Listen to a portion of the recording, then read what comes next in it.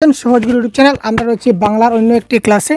তো দেখুন, আজকে বাংলা প্যাডাগজির প্র্যাকটিস সেট নিয়ে আলোচনা করব, যেটা পেপার 1 পেপার 2। ঠিক আছে ভাই, পেপার 1 পেপার 2 দুটিতে কিন্তু খুব কাজে লাগবে, অতি গুরুত্বপূর্ণ এমসিকিউ, যেটা আপনারা প্র্যাকটিস সেট হিসাবে আজকে আপনারা দেখতে পাচ্ছেন বেঙ্গলি প্যাডাগজির অন্য একটি ক্লাস। ঠিক আছে, তো বাংলা ভাষার সবগুলো ক্লাস আমরা এই চ্যানেলে প্রতিদিন নিয়মিত দিতে থাকি। সুতরাং সাথে থাকুন, শেষ পর্যন্ত থাকতে থাকুন। এবং প্রত্যেকটা প্রশ্নের উত্তর কি হবে আপনারা অবশ্যই কমেন্ট বক্সে জানাতে ভুলবেন না ভাই, কারণ আপনারা কমেন্ট করলে আপনাদের কনফিডেন্স লেভেল হাই হবে। তো চলুন দেরি না করে আমরা সরাসরি চলে যাই আজকের আমাদের প্রথম প্রশ্নে। তো দেখুন, প্রথম প্রশ্ন কি বলেছে দেখুন, একটি অধ্যায়ে ছবি বা রেখাচিত্র ব্যবহৃত হয়, তার কারণ কি?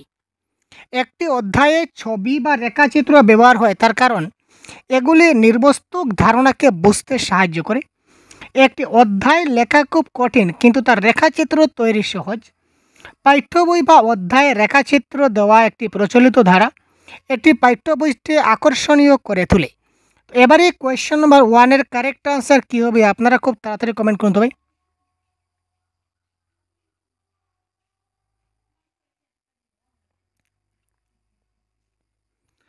এই প্রশ্নের কারেক্ট আনসার হবে, একটি অধ্যায়ে ছবি এবং রেখাচিত্র ব্যবহার হয়, তার কারণ এগুলি নির্বস্তুক ধারণাকে বুঝতে সাহায্য করে। নেক্সট প্রশ্ন দেখি,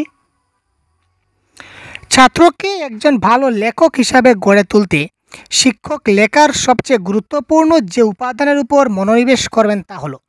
একটা ছাত্রকে একজন শিক্ষক ভাবছেন যে উনি সেই ছাত্রকে একজন ভালো লেখক হিসাবে গড়ে তুলবেন। এই জন্য শিক্ষক তার লেখার সবচেয়ে গুরুত্বপূর্ণ যে উপাদানের উপর যেটা মনোনিবেশ করতে পারেন তা কি? ব্যাখ্যা, শব্দ ব্যবহারের মাত্রা, হাতের লেখা না ব্যাকরণ? কোয়েশ্চেন নম্বর 2-এর কারেক্ট আনসার কী হবে? ছাত্রকে একজন ভালো লেখক হিসাবে গড়ে তুলতে শিক্ষক লেখার ক্ষেত্রে সবচেয়ে গুরুত্বপূর্ণ যে উপাদান মনোনিবেশ করবেন তা হলো কি? একজন ভালো লেখক হতে গেলে তার লেখাটা ব্যাখ্যাযুক্ত হতে হবে, যা লিখবে সেটা তার সঠিক ব্যাখ্যা হওয়া চাই। শব্দ ব্যবহারের মাত্রা, হাতের লেখা, ব্যাকরণ সেখানে ফ্যাক্টর না, অর্থাৎ যা লেখছে সেটা যেন তার কী থাকে, ক্লিয়ার থাকে। তারপর দেখুন, ডিসপ্র্যাক্সিয়া যে বিষয়ের সঙ্গে সম্পর্কযুক্ত তা হলো।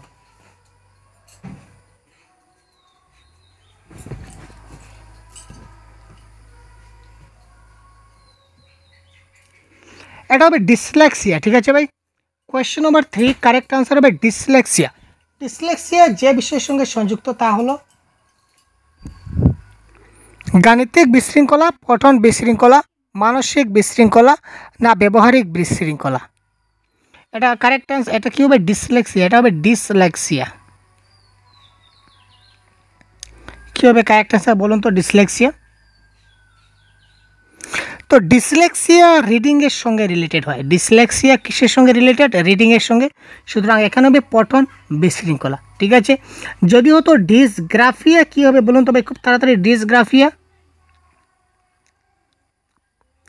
ডিসগ্রাফিয়া, ডিসগ্রাফিয়া কিসের সঙ্গে সংযুক্ত যদি প্রশ্ন আসে, বা ডিসগ্রাফিয়া যদি লেখার যদি কোনো সমস্যা হয়, রাইটিংয়ের যদি কোনো সমস্যা হয় তখন আমরা সেটাকে বলবো কি?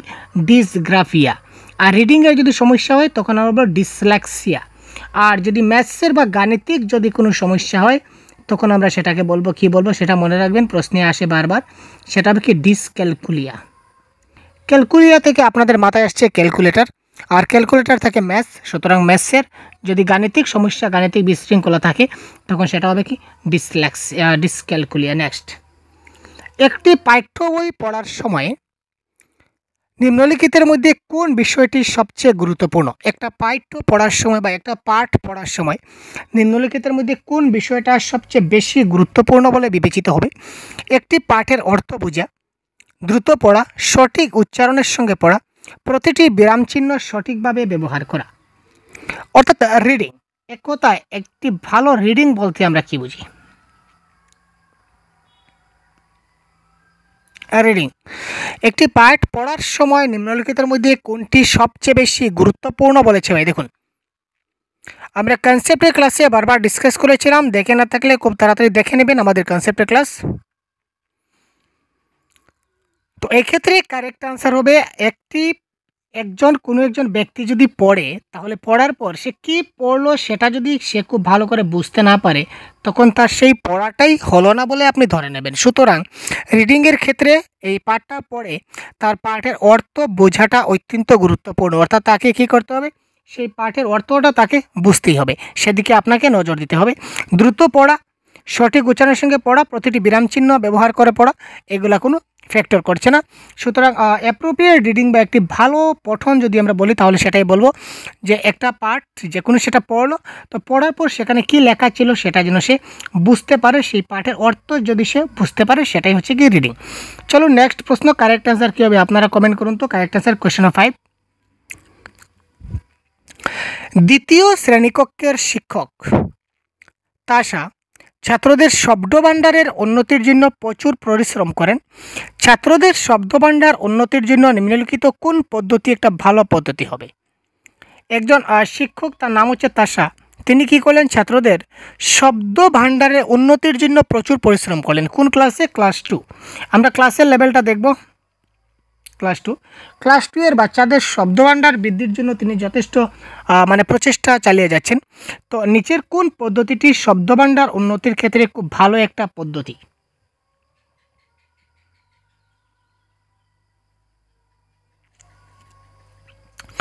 ছাত্ররা প্রতিটি নতুন কঠিন শব্দের অর্থের জন্য অভিধানের সাহায্য নেবে।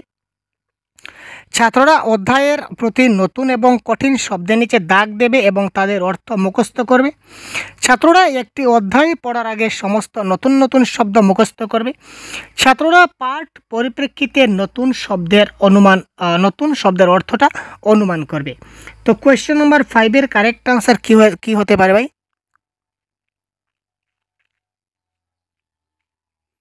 তো এই ধরনের ক্লাস আপনারা আমাদের চ্যানেলে প্রতিদিন পাবেন। তো এই ধরনের ক্লাস যদি প্রতিদিন পেতে চান, তো অবশ্যই আমাদের এই চ্যানেলটি এখন সাবস্ক্রাইব করে আমাদের সাথে থাকুন ভাই। তো দেখুন এখানে কী হবে কারেক্ট অ্যান্সার, কোশ্চেন 5 কী হবে কারেক্ট অ্যান্সার, তাড়াতাড়ি কমেন্ট করুন তো ভাই। তো আপনাদের ইচ্ছা মতো কারেক্ট অ্যান্সার কী হয়, আপনাদের মত অনুযায়ী কারেক্ট অ্যান্সারটা কী হয়েছে একটু বলুন তো। আপনাদের মত অনুযায়ী এখানে কারেক্ট অ্যান্সার কী হবে, তাড়াতাড়ি কমেন্ট করুন। এখানে দেখুন প্যাডাগজির ভাষায় মুখস্থ করা শব্দটা হচ্ছে নেগেটিভ ওয়ার্ড। আমরা প্যাডাগজিতে কখনো মুখস্থ করা বলতে পারি না। সুতরাং অপশন নাম্বার 2 এবং অপশন নাম্বার 3 অলরেডি এলিমিনেট, মানে এই দুইটা আনসার হবে না। এবার প্রশ্ন হচ্ছে 1 এবং 4, দেখি অপশন একই দিয়েছে। ছাত্ররা প্রতিটি নতুন কঠিন শব্দের অর্থের জন্য অভিধানের সাহায্য নেবে। প্রত্যেকটা কঠিন শব্দ তারা যদি ডিকশনারি খোলার চেষ্টা করে, তাহলে কঠিন শব্দই তারা শেষ হবে না। আর ডিকশনারিটা খুলতে ডিকশনারিটা উল্টাতেই তাদের জীবন চলে যাবে, তাদের আর শেখা হবে না। সুতরাং এটা হবে না কারেক্ট আনসার। তো আলটিমেটলি কারেক্ট আনসার হবে কি option number 4।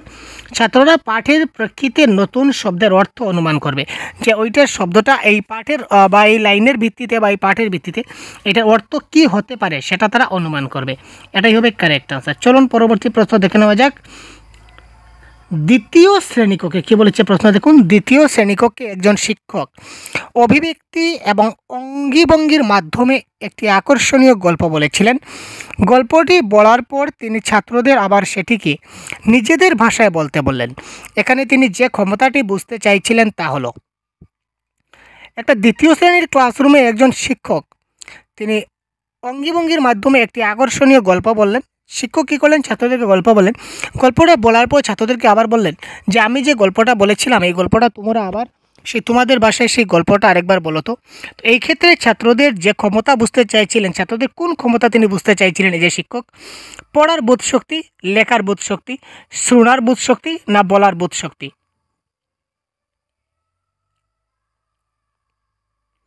Question number 6 correct answer কী হবে বন্ধুরা?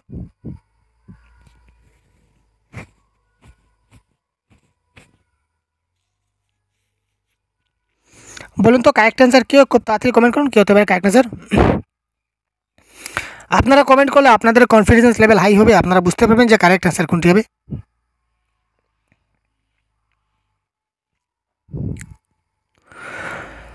তো তিনি কি করলেন, গল্পটা বললেন, বলার পর আবার বললেন আমি যা বললাম তোমরা আবার বলো। তার মানে কি ছাত্ররা ঠিকভাবে শুনতে পাচ্ছে কিনা না সেটা তিনি বুঝতে চাইছেন।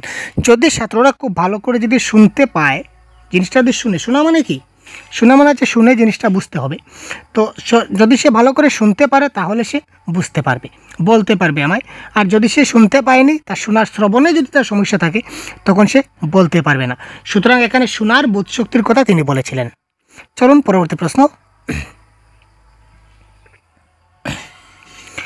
শ্রেণীকক্ষে উন্নত পরিবেশের ছাপ বলতে বোঝায়।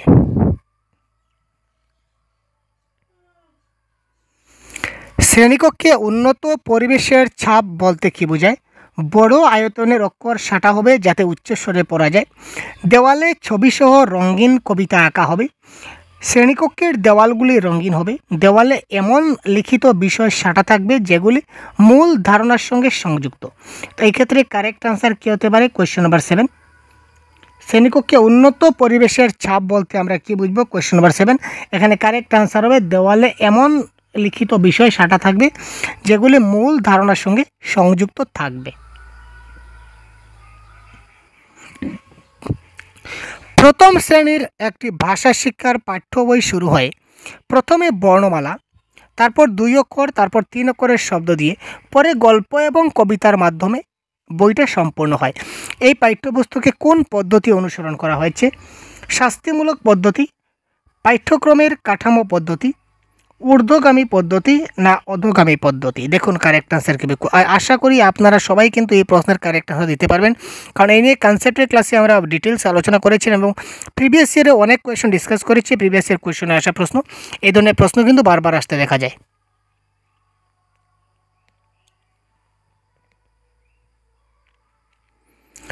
প্রথমে বর্ণমালা, প্রথমে কি বর্ণ, তারপর কি অক্ষর, তারপর 2টা বা 3টা অক্ষর, তারপর বাক্য, তারপর গল্প।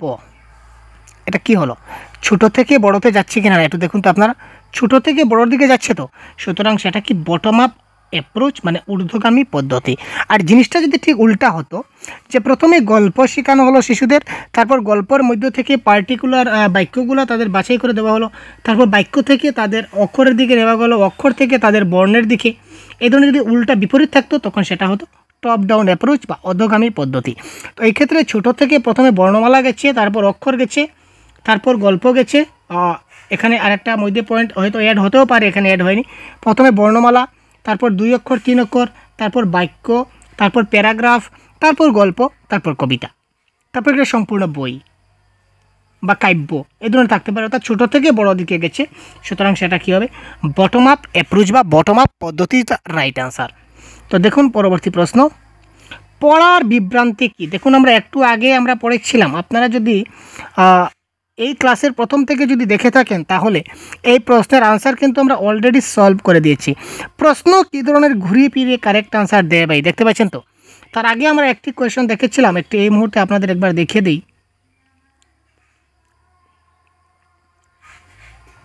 এই দেখুন কোয়েশ্চেন নাম্বার 3 কি বলেছিলাম? ডিসলেক্সিয়া যে বিষয়ের সঙ্গে সম্পর্কিত তা হলো।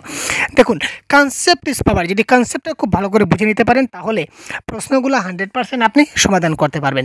দেখুন এখানে কি বলেছিলাম যে ডিসলেক্সিয়া, এটা স্পেলিং একটু মিস্টেক রয়েছে, দেখুন এটা হবে ডিসলেক্সিয়া, তো আমি ক্লাসে ডিসকাস করেছিলাম।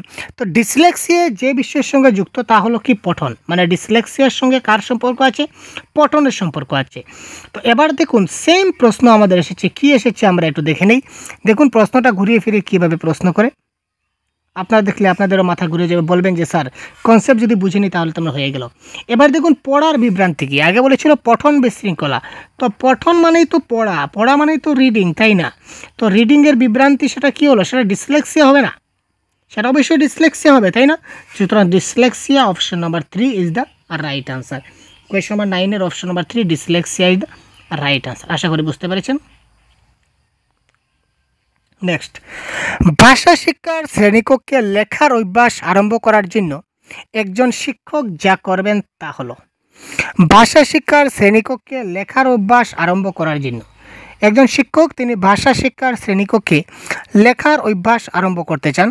তো সেই লেখার অভ্যাসটা আরম্ভ করার জন্য একজন শিক্ষক যা করবেন তা হলো বিদ্যালয়ে আসার আগে ছাত্রদের বিভিন্ন অনুচ্ছেদ পড়ে আসতে বলবেন। বিদ্যালয়ে আসার আগে ছাত্রদের কী বলবেন? যে তোমরা বিভিন্ন অনুচ্ছেদ পড়ে আসবে। ছাত্রদের ভালো হাতের লেখায় লিখতে বলবেন। ছাত্রদের স্বল্প সময়ের মধ্যে বিষয় সম্পর্কে অনেক সম্ভাব্য বিকল্প চিন্তা করতে এবং ধারণাগুলো তৈরি করতে তিনি বলবেন। তারপর হচ্ছে কি ব্ল্যাকবোর্ডে লেখা বিষয় থেকে একটি অনুচ্ছেদ নকল করতে বলবেন। তো এখানে কোনটি কারেক্ট আনসার হতে পারে আপনাদের মত অনুযায়ী? তো সেটা খুব তাড়াতাড়ি কমেন্ট করুন তো কারেক্ট আনসার কী হতে পারে। ভাষা শিক্ষায় শ্রেণীকক্ষে লেখার অভ্যাস আরম্ভ করার জন্য একজন শিক্ষক প্রথমে কি করতে পারেন?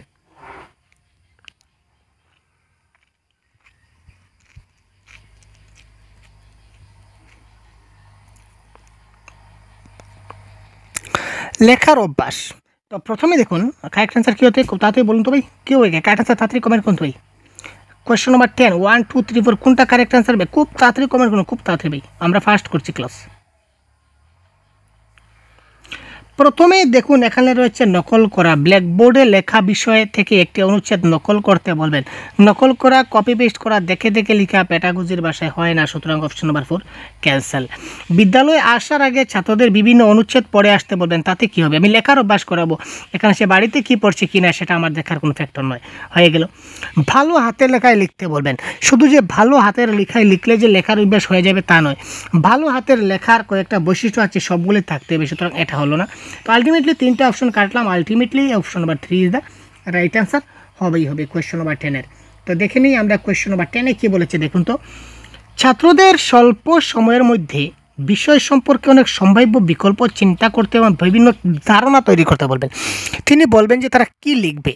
হঠাৎ তাদের কলম নিয়ে ডিসকাস করা শুরু করলেন যে তোমরা কলম নিয়ে একটু চিন্তা করো তো, কলম নিয়ে কী কী লেখা যায়, খাতা নিয়ে কী কী লেখা যায় একটু ভাবো তো। সেই লেখার অভ্যাসটা এইভাবে করতে হয়, তাদেরকে চিন্তা করার সুযোগ দেওয়া হয় যে কী লিখবে সেটা আগে চিন্তা করতে হবে, তারপর আমি লিখবো। আজকে আমি আপনার জন্য ক্লাস নিচ্ছি, আমি কী ধরনের ক্লাস আপনার নেব, কী ধরনের কোয়েশ্চন আপনার জন্য আজকে তৈরি করব, এটা আমাকে আগে চিন্তা করতে হবে যে আজকে যে আমি ক্লাস নেব, ক্লাসের কোয়েশ্চনগুলো কী থাকবে, কোয়েশ্চনের প্যাটার্ন কী থাকবে, কোয়েশ্চনগুলো আমি কোথা থেকে কালেকশন করব আপনার জন্য, এই সবগুলি চিন্তা আমাকে আগে করতে হবে, তারপর আমি কোয়েশ্চনগুলো লিখতে আরম্ভ করব, তাই না? আর কোয়েশ্চনগুলো যখন লেখা হয়ে যাবে তখন আমি ক্লাস করব। কোয়েশ্চনগুলো আমি নিশ্চয়ই টাইপ করেছি বা লিখেছি, আপনারা দেখতে পাচ্ছেন। তো আমি প্রথমে চিন্তা করেছি যে কোথা থেকে আনবো, তারপর না আমি লিখেছি, সুতরাং প্রথমে কী করতে হবে, চিন্তা করতে হবে। Option number 3। একজন শিশু যেভাবে মাতৃভাষা শিখে, ওয়াও বড়িয়া কোয়েশ্চেন ভাই। একজন শিশু যেভাবে মাতৃভাষা শিখে, বড়িয়া কোয়েশ্চেন। লেখার মাধ্যমে, একটি প্রথাগত শিক্ষা পদ্ধতিতে, শোনার মধ্য দিয়ে, না বলার মধ্য দিয়ে? তো একজন শিক্ষক মাতৃভাষা কিসের মাধ্যমে শিখে? মাতৃভাষা শিখে অনুকরণের মাধ্যমে। মাতৃভাষা অনুকরণের মাধ্যমে সে অ্যাকোয়ার করে, সেটা মাতৃভাষা হচ্ছে কী ধরনের ল্যাঙ্গুয়েজ? এটা হচ্ছে অ্যাকোয়ার্ড ল্যাঙ্গুয়েজ। অ্যাকোয়ার্ড ল্যাঙ্গুয়েজ কী করে হয়? শ্রবণের মধ্য দিয়ে হয়, বা শোনার মাধ্যমে, বা বাচ্চারা শুনে শুনে শিখে। নেক্সট, নিম্নলিখিতের মধ্যে কোনটি উৎপাদনশীল ক্ষমতা বা দক্ষতা বা প্রোডাক্টিভ স্কিলের শ্রেণীতে পড়ে? ওয়াও বহুত বড়িয়া, বলুন কোয়েশ্চন নাম্বার 12 কী হবে কারেক্ট আনসার? নিম্নলিখিত কোনটি উৎপাদনশীল দক্ষতার শ্রেণীতে পড়ছে? প্রোডাক্টিভ স্কিল নিচের কোনগুলি? নিচের কোনটি উৎপাদনশীল ক্ষমতা বা প্রোডাক্টিভ স্কিলের মধ্যে পড়ছে সেগুলি আমাদের দেখতে হবে। বলা ও লেখা, বলা ও শোনা, পড়া ও লেখা, না পড়া ও শোনা? এক্ষেত্রে আপনারা কারেক্ট আনসার বলুন, আমি ডিসকাস করছি। লিসেনিং, স্পিকিং, রিডিং এবং রাইটিং। তার থেকে দুইটা পার্ট রয়েছে, একটা হচ্ছে রিসেপটিভ স্কিল, ঠিক আছে, আর একটা হচ্ছে কি প্রোডাক্টিভ স্কিল। একটা হচ্ছে দুইটা স্কিল, একটা হচ্ছে রিসেপটিভ। রিসেপটিভ মানে কি গ্রহণ দক্ষতা, গ্রহণ দক্ষতা, আর প্রোডাক্টিভ মানে কি উৎপাদনশীল দক্ষতা। কনসেপ্ট ক্লাসে ডিসকাস করেছি, তবু একটু বলি। আপনি যখন কিছু না কিছু একটা শুনবেন, আপনি যখন কিছু না কিছু শুনছেন, তার মানে আপনি সেটাকে কী করছেন? গ্রহণ করছেন, ঠিক আছে। আপনি যখন বলছেন, আমি বলবো, আপনি শুনবেন, দ্যাট ইজ কল আমার প্রোডাক্টিভ স্কিল, স্পিকিং, ঠিক আছে। আপনি পড়ছেন, পড়ে কিছু বুঝছেন, সেটা আপনি গ্রহণ করছেন, এল এবং আর গ্রহণ দক্ষতা।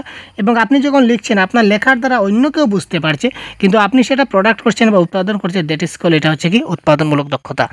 সুতরাং উৎপাদনমূলক দক্ষতা আমরা পেলাম এস এবং ডাব্লিউ, অর্থাৎ কথন এবং লিখন। তো কথন এবং লিখন কোথায় রয়েছে দেখে নেওয়া যাক। এই দেখুন কোয়েশ্চেন নম্বর 12 1 নম্বর রয়েছে কথন এবং লেখন, মানে কি বলা এবং লেখা, ঠিক আছে। বলা এবং লেখা ইজ দ্য রাইট অ্যান্সার। এবার যদি প্রশ্ন আসতো নিচের কোনটি গ্রহণমূলক দক্ষতা বা রিসেপটিভ স্কিল, তখন এটা কারেক্ট অ্যান্সার হতো এলআর। এলআর মানে কি শ্রবণ এবং শ্রবণ এবং পঠন বা শোনা এবং পড়া হতো, এই পড়াশোনা হতো। ঠিক আছে ভাই, নেক্সট প্রশ্ন। এবার আমরা যাচ্ছি ক্লাস 3-তে। ঠিক আছে, তৃতীয় শ্রেণীকক্ষের শিক্ষিকা করুণা ছাত্রদের একটি কবিতা পড়ানোর পর তাদের কিছু কাজ দিতে মনস্থির করেন। নিম্নলিখিতের মধ্যে কোন কাজ তিনি নির্বাচন করবেন যাতে ছাত্ররা সক্রিয়ভাবে অংশগ্রহণ করতে পারে? তো এই ক্ষেত্রে কারেক্ট আনসার কী হয়ে যেতে পারে? কোয়েশ্চন নাম্বার 13 বলুন তো।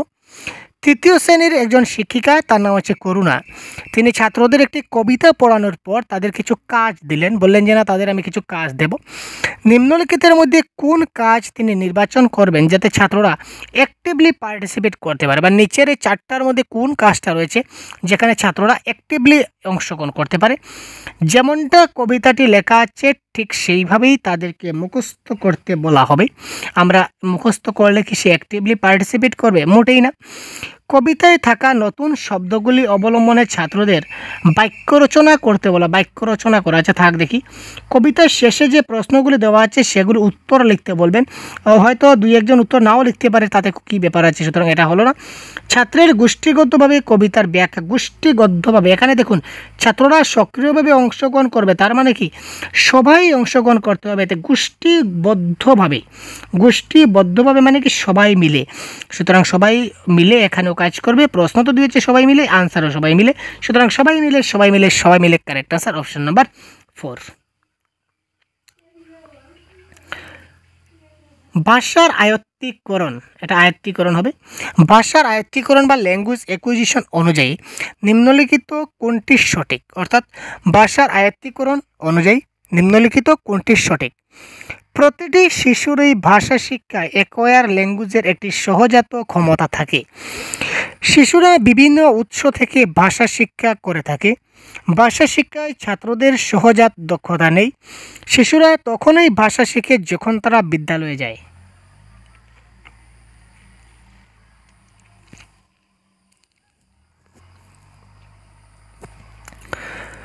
এটা কোয়েশ্চন নাম্বার 14, কারেক্ট অ্যান্সার কী হবে বলুন তো?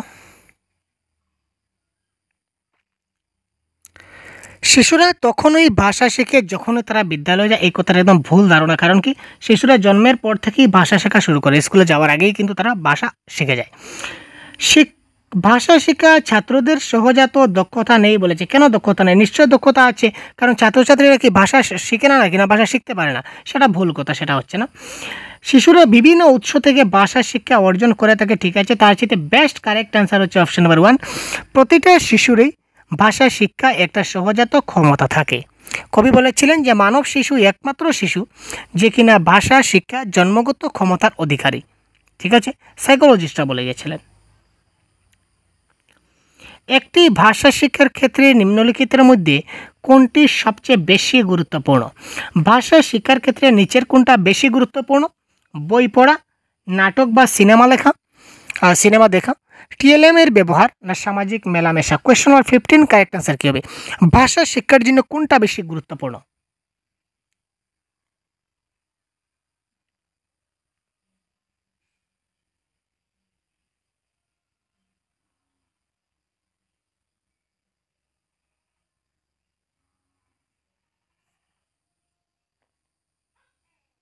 বলুন তো ভাই, কমেন্ট করুন। কী হলো? কমেন্ট করুন ভাই তাড়াতাড়ি, আপনাদের কমেন্টের উপরে বসে আছে, আপনারা কমেন্ট করছেন না কী ভাই? একটি ভাষা শেখার ক্ষেত্রে নিম্নলিখিতের মধ্যে যেটা সবচেয়ে বেশি গুরুত্বপূর্ণ সেটা হলো কি সামাজিক মেলামেশা। আপনি যতই সামাজিক মেলামেশা বেশি করবেন তত আপনার ভাষা শিক্ষাটা বেশি হবে, গুরুত্বপূর্ণ পাবে। নেক্সট, একজন ছাত্র স্বাভাবিকভাবে তার প্রথম ভাষা কি করে? প্রথম ভাষাটি একটা ড্যাশ দিয়ে দিলেন। একটি ছাত্র স্বাভাবিকভাবে তার প্রথম ভাষা অর্জন করবে, মজবুত করবে, শিখবে না আরম্ভ করবে? Question number 16। প্রথম ভাষা হোক, মাতৃভাষা হোক বা ঘরের ভাষা হোক, তিনটার কিন্তু অর্থই কিন্তু মিনিং এক দাঁড়াচ্ছে, সেম দাঁড়াচ্ছে। প্রথম ভাষা, মাতৃভাষা, ঘরের ভাষা, এইগুলা শিশুরা কী করে অর্জন করে? শিশুর এই প্রথম ভাষাটি হচ্ছে মাতৃভাষা, মাতৃভাষাটি হচ্ছে ঘরের ভাষা, এগুলো আলাদা আলাদা নামে বলা যায়। তো এই ভাষাটা তারা কী করে অর্জন করে। আর প্রথম ভাষা, মাতৃভাষা, ঘরের ভাষা ছাড়া দ্বিতীয় যে ভাষা রয়েছে, দ্বিতীয় ভাষা বা বিদেশি ভাষা, এগুলি তারা কী করে শিখে। দ্বিতীয় ভাষাটা শিখবে আর প্রথম ভাষাটা কী করবে অর্জন করবে। ঠিক আছে, নিম্নলিখিতের মধ্যে কোনটি সুগ্রাহী দক্ষতার অন্তর্গত? Receptive skill. Receptive skill question number 17, একটু আগে বলেছিলাম LSRW, তার মধ্যে রিসেপটিভ স্কিল, এখানে রেসপেক্টিভ বলেছে হবে না, রিসেপটিভ স্কিল। সুগ্রাহী দক্ষতা বা রিসেপটিভ স্কিলের মধ্যে কোনটা পড়ছে? লিসেনিং এবং রিডিং। লিসেনিং এবং রিডিং হচ্ছে কি রিসেপটিভ স্কিল, আর এই দুটো হচ্ছে কি প্রোডাক্টিভ স্কিল। এটাই বারবার মাথায় রাখবেন, এগুলিতে প্রশ্ন আসে। কনসেপ্টের ক্লাসে আমরা কিন্তু অলরেডি ডিসকাস করে দিয়েছি। সুতরাং এখানে কারেক্ট আনসার কোয়েশ্চেন নাম্বার 17 হবে অপশন নাম্বার 4, শোনা এবং পড়া। ঠিক আছে, নিম্নলিখিতের মধ্যে রিসেপটিভ স্কিলের অন্তর্গত হচ্ছে কি শোনা এবং পড়া। একজন শিক্ষক বিশেষণ বোঝাতে গিয়ে ছাত্রদের তাদের নিজের অন্তত একটি গুণাবলী বলতে বললেন এবং তারপর সংজ্ঞা দেন। এই পদ্ধতিকে কি বলা হবে? একজন শিক্ষক বিশ্লেষণ বোঝাতে গিয়ে ছাত্রদের তাদের নিজের অন্তত করে একটি করে গুণাবলী তিনি তাদের বলতে বললেন এবং তারপর তিনি তার সংজ্ঞা দিলেন। এই পদ্ধতিকে কি বলা হবে? সমগ্র শারীরিক প্রতিক্রিয়া, না নিমগ্ন পদ্ধতি, না নির্দিষ্ট তথ্য উদাহরণ পদ্ধতি, না বিশেষ পরিস্থিতি বা সমস্যা সম্পর্কে চিন্তা করা এবং তা বোঝার জনসাধারণের সত্য জ্ঞানের ব্যবহার পদ্ধতি, মানে ডিডাকটিভ মেথড।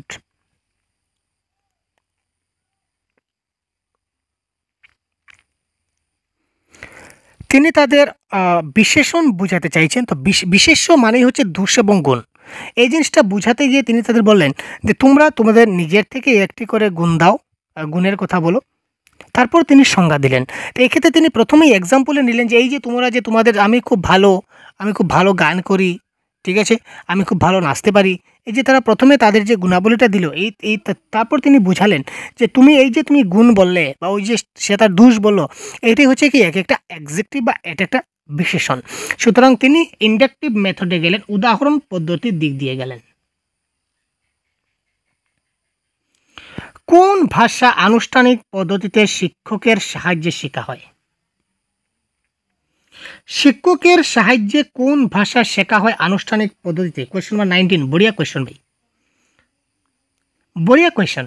এই প্রশ্নের আনসার একটু আগে বলে দিয়েছি আপনাদের। দেখুন একটার সঙ্গে একটা রিলেট আছে কিনা না, দেখুন অতি ইম্পর্টেন্ট ক্লাস কিন্তু আজকের এটা ভাই, আমি মনে করি বহুত বড়িয়া ক্লাস। এবং বারবার বলছি এই ধরনের ক্লাস আপনারা আমাদের সহজ গুরু ইউটিউব চ্যানেলে পেয়ে যাবেন। আপনারা এক্ষুনি চ্যানেলে গিয়ে সাবস্ক্রাইব করে নিন, যাতে করে আপনারা পরবর্তী ক্লাস খুব তাড়াতাড়ি আপনারা দেখতে পারেন। দেখুন আগে বলেছিলাম মাতৃভাষা, ঘরের ভাষা, প্রথম ভাষা তিনটা সেম জিনিস। এই তিনটা ভাষাই কি করা হয়? অর্জন করা হয়। এক জিনিস শুধু নাম পরিবর্তন, এই তিনটা থাকলে এই ভাষাগুলোকেও অর্জন করা হয়। আর শেখানো হয় কোন ভাষাটা? দ্বিতীয় ভাষা হোক বা বিদেশি ভাষা হোক। তো এই ক্ষেত্রে দ্বিতীয় ভাষা রয়েছে, এটা হবে কারেক্ট অ্যান্সার। দ্বিতীয় ভাষাটা শেখানো হবে আর বাকি তিনটা কি করা হবে? আমাদের অর্জন করা হবে। বাকি তিনটা হবে কি? অর্জিত ভাষা। একজন শিক্ষক তরুণ শিক্ষার্থীদের নতুন শব্দ শেখানোর জন্য প্রকৃত বস্তু ব্যবহার করেন, তার কারণ? বহুত বড়িয়া কোয়েশ্চন। একজন শিক্ষক তরুণ যে ছাত্রছাত্রী রয়েছে তাদেরকে তিনি শেখাতে চাইছেন, আর তাদের শেখানোর জন্য তিনি নতুন শব্দ শেখানোর জন্য তিনি প্রকৃত বস্তু তিনি ব্যবহার করেন। তার কারণ কি? কী হবে কারেক্ট অ্যান্সার? এটা শিক্ষার্থীদের বাস্তব জীবনে দেখা বস্তুর সঙ্গে শব্দের সংযোগকে বোঝায়। কোথায় গেল ভাই? ইয়েস, এটা শিক্ষার্থীদের বাস্তব জীবনে দেখা বস্তুর সঙ্গে শব্দের সংযোগকে বোঝায় এবং তারা সেগুলি তাদের নিজের ভাষায় বলতে পারে। কোয়েশ্চন নাম্বার 20, যেহেতু তরুণ শিক্ষার্থীরা বিমূর্ত চিন্তা করতে সক্ষম নয়, কেন সক্ষম নয়? তারা কিন্তু সক্ষম। তরুণ শিক্ষার্থীরা বিমূর্ত চিন্তাও করতে পারে, সুতরাং সেটা হবে না। বস্তু দ্বারাই আমরা কেবল নতুন ভাণ্ডার শেখাতে পারি। আচ্ছা, বস্তুর দ্বারা আমরা শব্দ ভাণ্ডার শেখাতে পারি, বস্তু ছাড়া কি আমরা পারি না? নিশ্চয়ই পারি। বস্তু ছাড়াই তো আমরা শব্দভাণ্ডার শেখাতে পারি। এখানে কেবল দিয়েছে, সুতরাং কেবল যদি প্যাডাগজির ভাষা থাকে সেটা নেগেটিভ। এটা শব্দের সঠিক উচ্চারণ শেখাতে সাহায্য করে। আরে ভাই, আমি বস্তু দেখালাম, বস্তু দেখেই সে কী করে উচ্চারণ শেখা যাবে? আমি তাকে উচ্চারণ করে দেব, তখন না সে উচ্চারণ শিখবে, সুতরাং এটা হচ্ছে না। তো আলটিমেটলি আমাদের কারেক্ট আনসার হচ্ছে কি অপশন নাম্বার 1। এটা শিক্ষার্থীদের বাস্তব জীবনে দেখা বস্তুর সঙ্গে বাস্তব রিয়েলিয়া বা রিয়েল লাইফের সঙ্গে সংযুক্ত রয়েছে একটা পজিটিভ ওয়ার্ড, এটাই কারেক্ট আনসার। তাও আমরা যদি সম্পূর্ণ পয়েন্টটা দেখি তখন দেখুন কি দিয়েছে। এটা শিক্ষার্থীদের বাস্তব জীবনে দেখা বস্তুর সঙ্গে শব্দের সংযোগকে বোঝায় এবং তারা নিজের ভাষায় সেইগুলা বলে। ঠিক আছে ভাই, নেক্সট। ভাষা পাঠ্যক্রমের সাহিত্যকে করা উচিত, তার কারণ কি? ভাষা পাঠ্যক্রমের সাহিত্যকে করা উচিত। এটা ছাত্রদের উপর পাঠ্যক্রমের বোঝা হ্রাস করতে সাহায্য করে, এটা ছাত্রদের নতুন শব্দ শিখতে সাহায্য করে, এটি নির্ভেজাল ভাষা পড়া এবং শেখার মাধ্যমে এটা শিক্ষার্থীর জটিলভাবে ভাবতে সক্ষম হবে। এটা কারেক্ট আনসার, নির্ভেজাল ভাষা এবং পড়া শেখার মাধ্যমে সাহিত্যকে ব্যবহার করা উচিত ভাষা পাঠ্যক্রমে। একটি ভাষা শিক্ষা কক্ষে গল্পকথন যেভাবে একটি অতি গুরুত্বপূর্ণ ভূমিকা নিয়ে থাকে তা হলো, একটি ভাষা শিক্ষা ক্লাসে কিন্তু গল্পকথন খুব একটা গুরুত্বপূর্ণ ভূমিকা পালন করে থাকে। গল্পকথন সেটা কি? শিক্ষকদের উদ্বেগমুক্ত হতে সাহায্য করে, সামগ্রিকভাবে ভাষাকে উপস্থাপন করে, নীতিশিক্ষা দেওয়া, না মনোরঞ্জনের খুব ভালো উৎস হিসাবে? তো কোয়েশ্চন নাম্বার 22 কারেক্ট আনসার কি হচ্ছে? সেটা সামগ্রিকভাবে ভাষাকে উপস্থাপন করা হয়। গল্পকথন হিসাবে সেটা সামগ্রিকভাবে ভাষাকে উপস্থাপন করা হয়। একজন শিক্ষক চতুর্থ শ্রেণীকক্ষের ছাত্রদের কোনো একটি বিষয়ে অবাধে লেখার জন্য উৎসাহ দিতে পারেন যদি সেই বিষয়ে নিম্নলিখিতের মধ্যে সম্পর্কযুক্ত হয়। ক্লাস 4-এর একটা ছাত্র রয়েছে, he is reading class 4, he or she. এই ছাত্রটা ক্লাস 4-এ পড়ছে।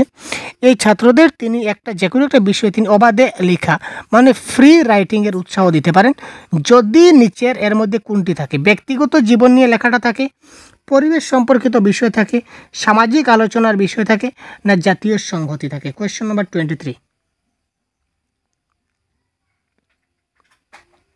ফ্রি রাইটিং, যা ইচ্ছা তা লিখো। তো যা ইচ্ছা তা আমরা ব্যক্তিগত জীবন নিয়েই আমরা যা ইচ্ছা তা লিখতে পারি। কারণ কি? ব্যক্তিগত জীবন, প্রত্যেকের ব্যক্তিগত জীবন হচ্ছে আলাদা। কারোর ব্যক্তিগত জীবনের সঙ্গে কারোর ব্যক্তিগত জীবনটা মেলে না, সবই ইন্ডিভিজুয়াল ডিফারেন্স। সুতরাং ব্যক্তিগত জীবন নিয়ে তারা যদি কোনো কিছু লেখে তখন তারা অবাধ রাইটিং বা ফ্রি রাইটিং তারা করতে পারবে। Next question number 24।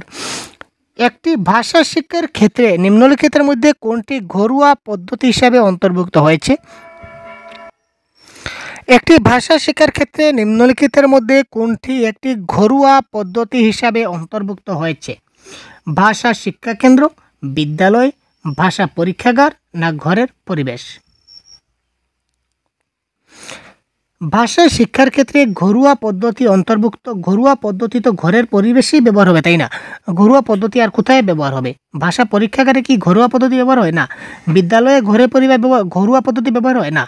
ভাষা শিক্ষা কেন্দ্রে কি ঘরোয়া পদ্ধতি ব্যবহার হয়? না। ঘরোয়া কাজ ঘরেই হয়, বাইরের কাজ বাইরে হয়, সোজা কথা। সুতরাং ঘরোয়া পদ্ধতি কোথায় হবে? ঘরের পরিবেশে হবে। Is is right answer. Next.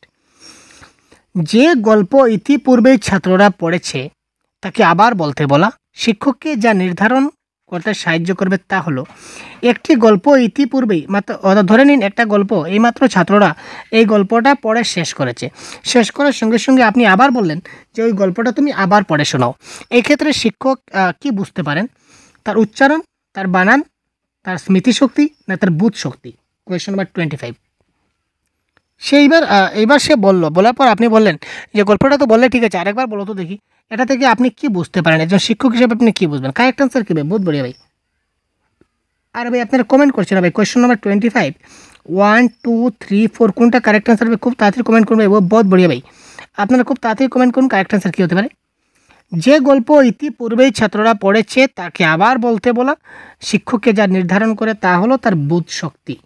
সে তার বুধ শক্তি ঠিকঠাকভাবে রয়েছে কিনা, জিনিসটা ঠিকঠাকভাবে বুঝতে পারছে কিনা সেটা দেখলেন। যদি সেই জিনিসটা খুব ভালো করে বুঝতে পারে তাহলে নিশ্চয়ই সে আবার বলতে পারবে। Next question. লেখার অসুস্থতা বা ডিসঅর্ডার, আমরা একটু আগে বলেছিলাম লেখার অসুস্থতা কি? কোয়েশ্চন নাম্বার 26 আমরা ক্লাসে পেয়েছিলাম আগে ভাই। লেখার ডিসঅর্ডার বা লেখার অসুস্থতা মানে কি দেখুন তো। ডিসক্যালকুলিয়া, ডিসফোরিয়া, ডিসলেক্সিয়া, না ডিসগ্রাফিয়া? এখানে দেখুন কারেক্ট অ্যান্সার লেখার অসুবিধা হচ্ছে কি ডিসগ্রাফিয়া। ডিসগ্রাফিয়া হচ্ছে কি রাইটিং সংক্রান্ত সমস্যা মানে লিখন। ডিসলেক্সিয়া, ডিসলেক্সিয়া হচ্ছে আমাদের কি রিডিং সংক্রান্ত সমস্যা। ডিসফোরিয়া মানে ল্যাঙ্গুয়েজ বা ভাষাগত সমস্যা। আর ডিসক্যালকুলিয়া মানে ম্যাথস বা গাণিতিক বিষয়ক সমস্যা, এটা মাথায় রাখবেন। আবার দেখে নিই, ডিসক্যালকুলিয়া হচ্ছে ম্যাথমেটিক্স সমস্যা, ডিসফোরিয়া মানে ল্যাঙ্গুয়েজ ভাষাগত সমস্যা, আর ডিসলেক্সিয়া মানে রিডিংগত সমস্যা, আর ডিসগ্রাফিয়া মানে রাইটিং সমস্যা। তো এখানে লেখার সমস্যা বলেছে, এটা হবে কি dysgraphia is the right answer. পড়া কেবলমাত্র লিখিত পাঠের উচ্চারণ নয়, বরং এটি একই সঙ্গে গুরুত্বপূর্ণ। কেন গুরুত্বপূর্ণ?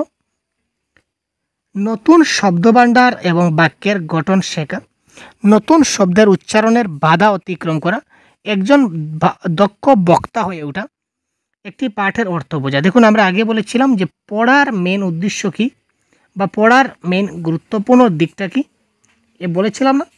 পড়ার মেন গুরুত্বপূর্ণ হচ্ছে একটা জিনিস পড়ে তার অর্থটা খুব ভালো করে বুঝতে হবে। যদি আমরা অর্থটা ভালো করে বুঝতে না পারি তাহলে সেই পড়াটা আর আমাদের কাজে লাগলো না।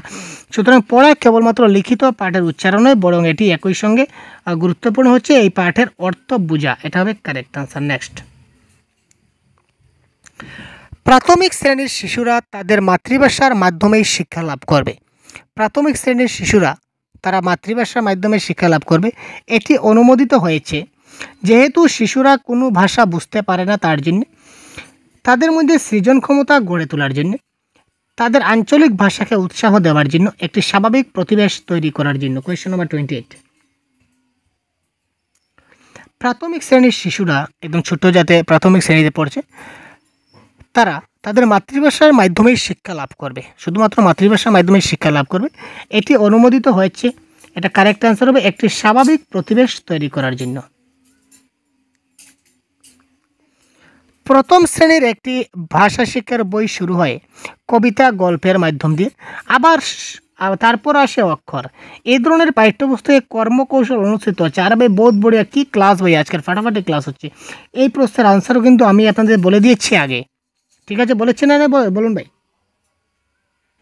আগে কি পেয়েছিলাম? প্রথমে আমরা পেয়েছিলাম বর্ণমালা, বর্ণমালা, তারপর কি? তারপর অক্ষর, ঠিক আছে? তারপর কি? তারপর বাক্য, তারপর গল্প, বাক্য পরে প্যারাগ্রাফ বলতে পারেন, তারপর গল্প, তারপর সম্পূর্ণ বই। তো এটা ছোট থেকে বড়োর দিকে গেছে, সুতরাং সেটা কী হবে? Bottom up approach. আর এবারে এখন দেখুন, প্রথমে কবিতা গল্প, তারপর অক্ষর, মানে বড় থেকে ছোটোতে চলে আসছে। তা বড় থেকে ছোটোতে চলে আসছে, সুতরাং সেটা কি অধোগামী পদ্ধতি বা টপ ডাউন পদ্ধতি ইজ দ্য রাইট আনসার। পরবর্তী নেক্সট প্রশ্ন, নিম্নলিখিতের মধ্যে কোন বিবৃতিটি সঠিক? বড়িয়া প্রশ্ন। ছাত্ররা যখন বিদ্যালয়ে আসে তখন তারা একদম শূন্য অবস্থায় থাকে। একগুচ্ছ শব্দ গাদাগাদি করে ছাত্ররা ভাষা শিখবে। প্রথম শ্রেণীর একটি ছাত্র একেবারেই ইংরেজি জানে না, আর ছাত্ররা তাদের সঙ্গে অভিজ্ঞতার সম্পদ নিয়ে বিদ্যালয়ে আসে। তো কোয়েশ্চন নাম্বার 30, কারেক্ট আনসার কী হবে বলুন তো?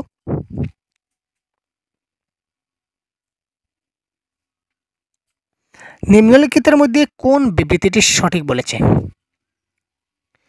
ছাত্ররা যখন বিদ্যালয়ে আসে তখন তারা একরকম শূন্য অবস্থায় থাকে, সেটা আমরা বলতে পারি না। একগুচ্ছ শব্দ গাদাগাদি করে ছাত্ররা ভাষা শিখবে, সেটাও হয় না।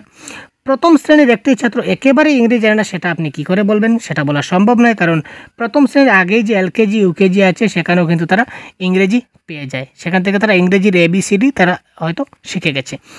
সুতরাং কারেক্ট অ্যান্সার হবে ছাত্ররা তাদের সঙ্গে অভিজ্ঞতার সম্পদ নিয়ে তারা বিদ্যালয়ে আসে। ছাত্ররা যখন স্কুলে আসে তখন তারা তাদের নিজস্ব অভিজ্ঞতার সম্পদ নিয়েই কিন্তু তারা কোথায় আসে? স্কুলে আসে, ঠিক আছে? তো এই ছিল আজকে আমাদের বাংলা টোটাল প্র্যাকটিস সেটের প্রথম প্র্যাকটিস সেটের প্রশ্নগুলি। তো এই টোটাল 30টি প্রশ্ন আজকে আমি ডিসকাস করলাম। তো কার কয়টি প্রশ্ন কারেক্ট হয়েছে এটা অবশ্যই কমেন্ট বক্সে ডিসকাস করে আমাদের বলে দেবেন। কমেন্ট বক্সে ক্লাসটা কেমন লাগলো অবশ্যই জানাতে বলবেন না। তো পরবর্তী ক্লাস অতি শীঘ্রই আপনার জন্য নিয়ে আসবো। ভালো থাকবেন, সুস্থ থাকবেন। নতুন হলে চ্যানেলকে সাবস্ক্রাইব করে সাথে থাকবেন। ধন্যবাদ।